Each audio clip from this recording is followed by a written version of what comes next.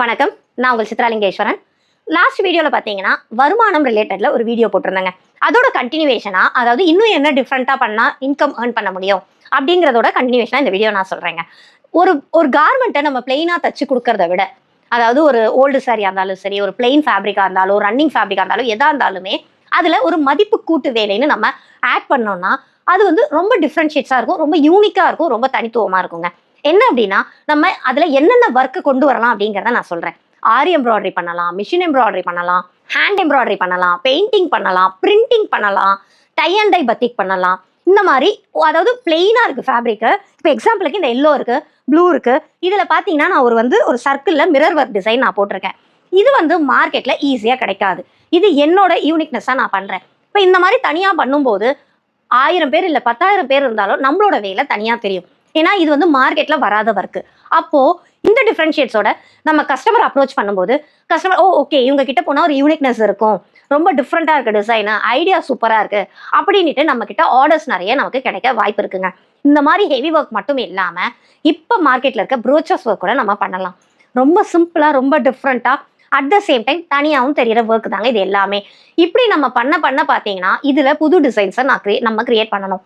என்னோட யூனிக்னஸாக பார்த்தீங்கன்னா இந்த மாதிரி டிசைன் மட்டும் இல்லாமல் ஜுவல் டிசைன்ஸ்லாம் நிறைய நான் போட்டிருப்பேன். என்னோட ப்ரொஃபைலில் நீங்கள் பார்த்தீங்கன்னா உங்களுக்கு ஐடியா கிடைக்கும்.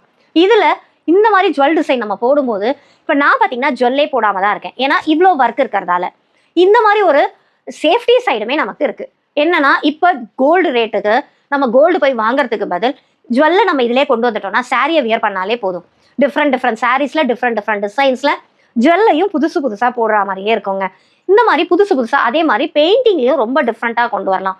டை அண்ட் டைல ரொம்ப டிஃப்ரெண்ட்டாக கொண்டு வரலாம். கலர் காம்பினேஷன்ஸ் நிறைய கொடுக்கலாம். மெயினாக பேஸாக சில்க்லேயும் காட்டன்லேயும் தாங்க நம்ம நிறைய ஒர்க் பண்ண போகிறோம். சில்க்கும் காட்டனும் தான் நம்ம ஃபங்க்ஷன்ஸ்க்கும் வியர் பண்ணுவோம்.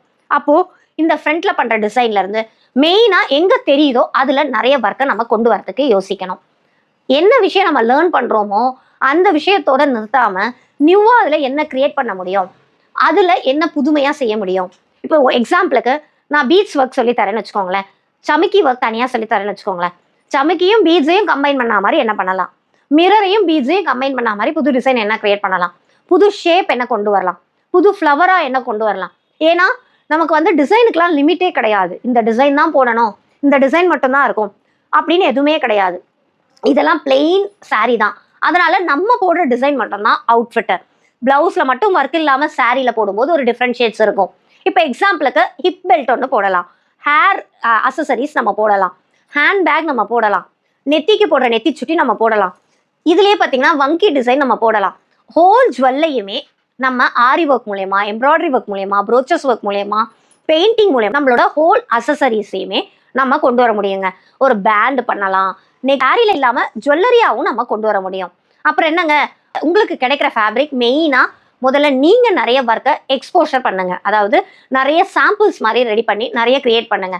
நான் சொன்ன மாதிரி உங்களோட சோஷியல் மீடியாவில் உங்களோட நியூ ஒர்க்ஸை நீங்கள் அப்டேட் பண்ணிக்கிட்டே இருங்க. அப்போ தான் ஓகே இவங்க வந்து பிளெயின் ஃபேப்ரிக் இல்லாமல் அதில் வந்து அடிஷ்னலாக நிறைய ஆட் பண்ணி பண்ணுறாங்க, அப்போ இவங்க கிட்ட கொடுக்கும்போது ஒரு யூனிக்னஸ் இருக்கும் அப்படின்னுட்டு அப்ரோச் பண்ண ஆரம்பிப்பாங்க.